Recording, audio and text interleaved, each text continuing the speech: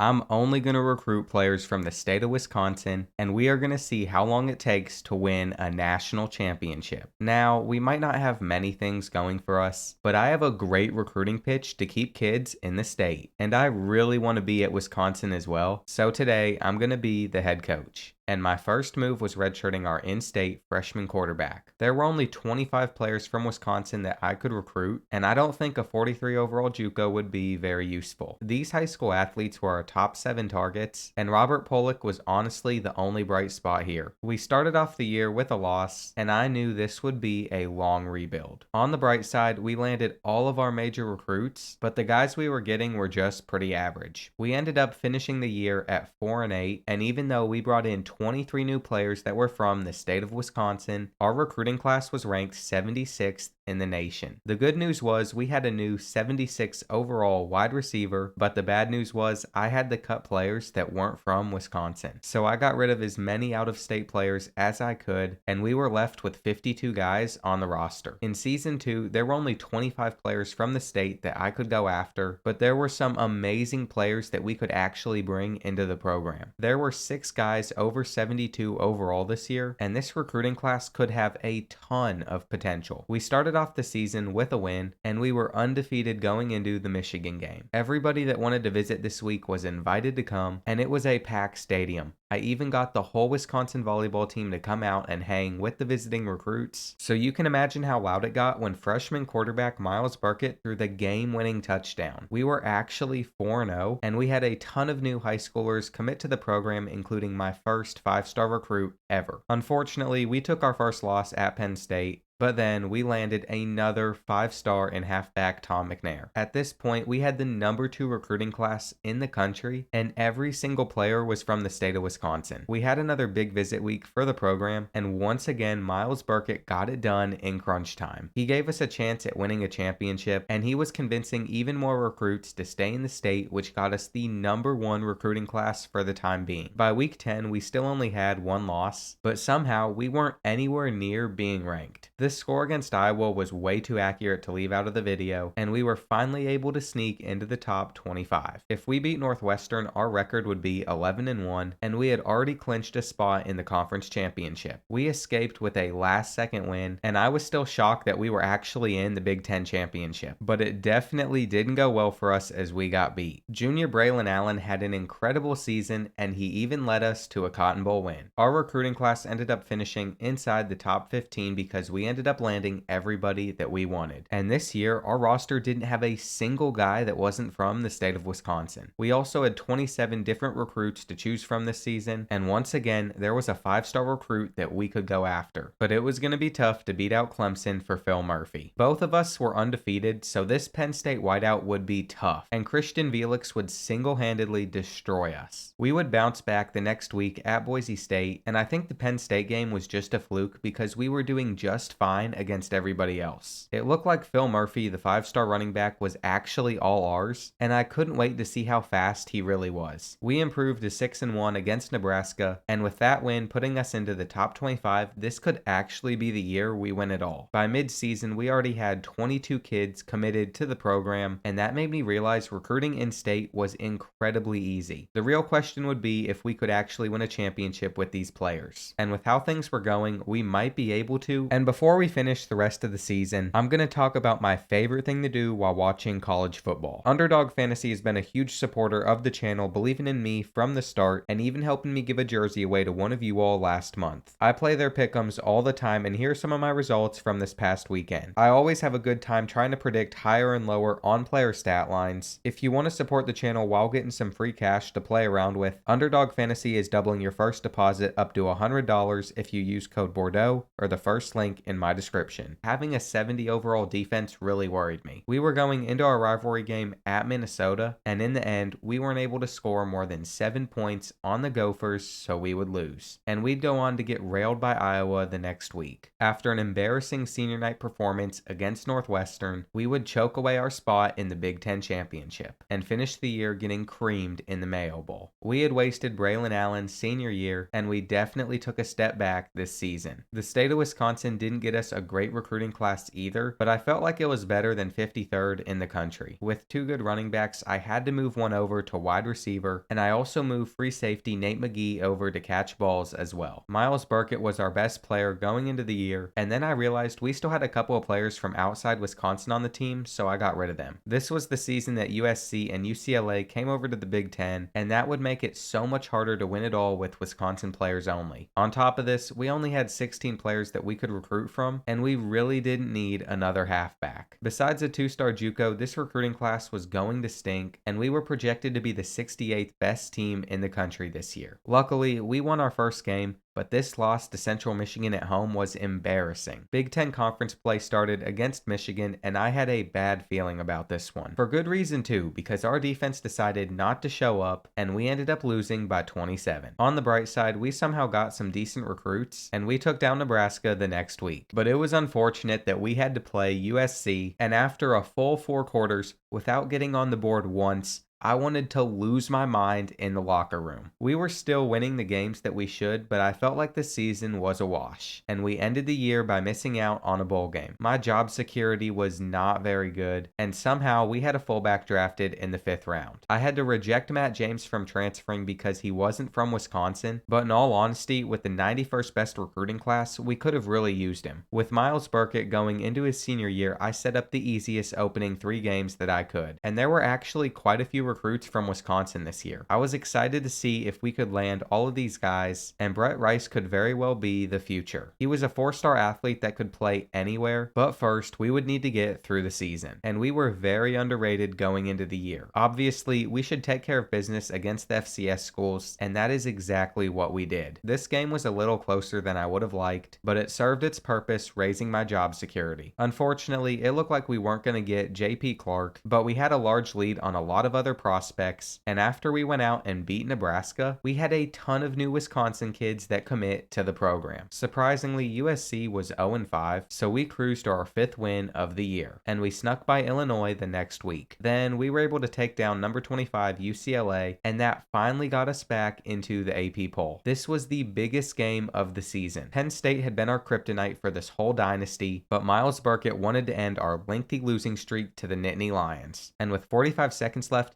he had a chance to actually pull it off. This laser from him would hopefully get the job done, but we still needed to get a stop on defense, and Penn State was threatening to get into field goal range with a couple of big plays. Fortunately, they decided to go for the Hail Mary, and in the end, we got the interception we needed to end the game. Miles Burkett pulled off the big upset, and we improved to 8-0. But 3 of our last 4 games were going to be tough, and our next matchup was against Rutgers. With 2 minutes left in the game, we were able to tie it up, and this touchdown in overtime gave us a lead. But Rutgers went on to score twice, so we had to keep up, and there was no stopping us. Well, until the 2-point conversion, which we couldn't get, so our defense had to come up clutch, and on 4th and 11, we stopped Rutgers just short of the marker, which allowed us to escape with a win and shot us all the way up to number 3 in the polls. In week 12, we pulled it off at Iowa, and this was our best chance of winning a championship. Our last regular season game was at Minnesota, and we had locked up our division in the Big Ten. All of our games seemed to come down to the wire, but once again, we escaped in overtime, and we finished the regular season undefeated. We had to play Penn State in the Big Ten championship, and with almost no time left, Tom McNair put us up. So we were going to celebrate well tonight with our new trophy. Miles Burkett completely lived up to his potential, and he got this average team into the college football playoffs. Our first game was against North Carolina, and we put ourselves in the position to win, with this kick sending us to the national championship game. It was going to be tough to beat Notre Dame, but with 20 seconds left against the Irish, we controlled our destiny. And then Robert Pollock did it, outrunning the defense and pulling off the miracle play in the final few seconds. I couldn't believe I actually won a championship with only players from Wisconsin, and now it was time to celebrate our success with the volleyball team.